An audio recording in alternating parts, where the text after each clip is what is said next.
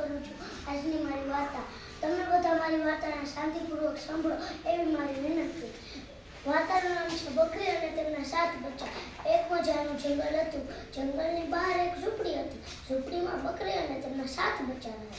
અને બકરીને ખબર હતી કે આ જ જંગલમાં એક લુચ્ચું શિયાળ રહે છે. તો તે જ્યારે પણ ફળ ફ્રૂટ લેવા જાય ત્યારે તેમના 7 બચ્ચાઓને કહેતી જાય, બચાવો બચાવો, આપણા ઘરે આવીને કોઈ દરવાજો ખટખટાવે તો ખોલવાનું નહીં, કેમ કે આપણા જંગલમાં એક લુચ્ચું શિયાળ રહે છે. તો પછી 7 બચ્ચાઓએ કીધું કે હામાં હામાં. પણ તેમાંથી એક હોશિયાર છોકરું આવીને કહે, મામા અમે તમને ઓળખશું કેવી રીતે? તમે તો ફળ ફ્રૂટ લેતા હશો. તો પછી માએ કીધું, જો હું આ બાળગીત ગાઉં તો પછી તમે મને ઓળખી જશો. તો પછી માએ બાળગીત શરૂ કર્યું. દરવાજા ખોલો મેરે બચ્ચો, મમ્મી હે આઈ, અરે જલ્દી ખોલો ખાના મજેદાર રહે लाई. તો પછી 7 બચ્ચાઓ નાચવા માંડ્યા અને કહ્યું, મામા અમે તમને ઓળખી જશું.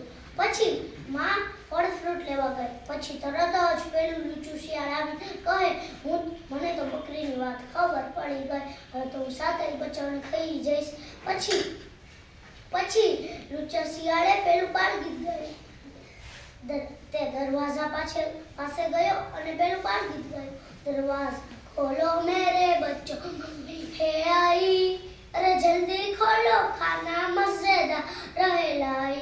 તો પછી 7 બચ્ચાઓએ દરવાજો ખોલી દીધો અને જોવે તો પેલું લુચ્ચું શિયાળ. અને બધા જ બચ્ચાઓ ગભરાઈ ગયા અને છુપાવા લાગ્યા. બધા જ બચ્ચાઓ છુપાઈ ગયા અને એકને તો કાંઈ ખબર જ ના પડી. તેમાં શિયાળની સામે ઊભું રહ્યું. પછી બધા જ બચ્ચાઓ પકડાઈ ગયા. એક જ બચ્ચું હોશિયાર હતું એટલે 6 જ બચ્ચાઓ પકડાણા. એ બચ્ચું શિયાળની નજરમાં ના આવ્યું એટલે તે બચી ગયું. પછી બધા જ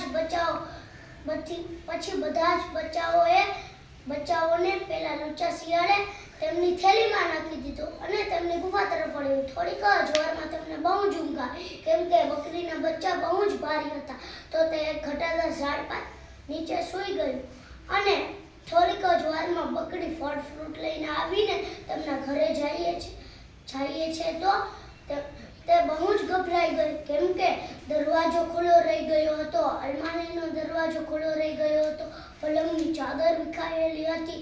એટલે તેમને થયું કે ક્યાં કોલું લુચ્ચું શિયાળ આવીને મારા બધા જ બચ્ચાઓને લઈ ગયું હશે. હવે હું શું કરું? તો પછી તે ડરના કારણે તેમને તેમના બચ્ચાઓ પુકાર્યા. બચ્ચાઓ, ઓ મારા બચ્ચાઓ, જો તો તમારી મા તમારા માટે શું લાવી. તો પછી કોઈ ના આવ્યું. ખાલી પેલું પાકું બચ્ચું રોતું આવીને કહે કે મામા મારા બધા જ ભાઈ બહેનોને પેલું લુચ્ચું શિયાળ લઈ ગયો. તું મારી સાથે જા તો હું તને પેલું લુચ્ચું શિયાળ પેલા લુચ્ચા શિયાળને શોધી શકું. તો પછી ભટુડિયાની પાછળ તેમની માં આવી અને થોડીક જ દૂર પેલું લુચ્ચું શિયાળ દેખાણું. અને તે લુચ્ચું શિયાળ ખર્રાટા મારતું હતું. એટલે તેમનો અવાજ બકરી સુધી પહોંચ્યો અને બકરી તેમના પાસે ગઈ. શિયાળને ખબર ના પડી કે બકરી મારા પાસે આવી છે. તો પછી તેમને તેમની બાજુમાં થેલી જોઈ અને થેલીમાં તેમના બચ્ચાઓ ડગતા હતા. તો પછી તે થેલીની ગાંઠ ખોલીને તેમના બચ્ચાઓને બહાર કાઢ્યા અને બચ્ચાઓ બોલવા જતા હતા, માં તું અમને બચાવવા આવી ગઈ. ત્યાં જ માએ કહી દીધું, તમારી પાછળ પેલું લુચ્ચું શિયાળ છે. તો બધા જ બચ્ચાઓ ચૂપ થઈ ગયા અને છુપાવા લાગ્યા. પણ પેલું હોશિયાર છોકરું છુપાવાથી પહેલા એક મોટો પથ્થર ઉપાડીને પેલી થેલીમાં નાખ્યો અને પછી બધા જ બચ્ચાઓ તેમની નકલ કરવા લાગ્યા. એટલે થેલી તો બહુ જ પથ્થરોથી ભરાઈ ગઈ. અને પછી માએ ગાંઠ વાળીને છુપાવવાનું કીધું એટલે બધા જ બચ્ચાઓ છુપાઈ ગયા. પછી થોડીક જ વારમાં પેલું શિયાળ બગાસું ખાતા ઉઠ્યું અને તે બગાસું ખાતા બોલ્યું કે આજે તો બહુ જ મોડું થઈ ગયું. આજે તો મારે 7 બચ્ચાઓ ખાવાના છે. બકરીના 7 તાજા બચ્ચા. પછી તેમ કહીને તે તેમની ગુફા તરફ જવા લાગ્યું.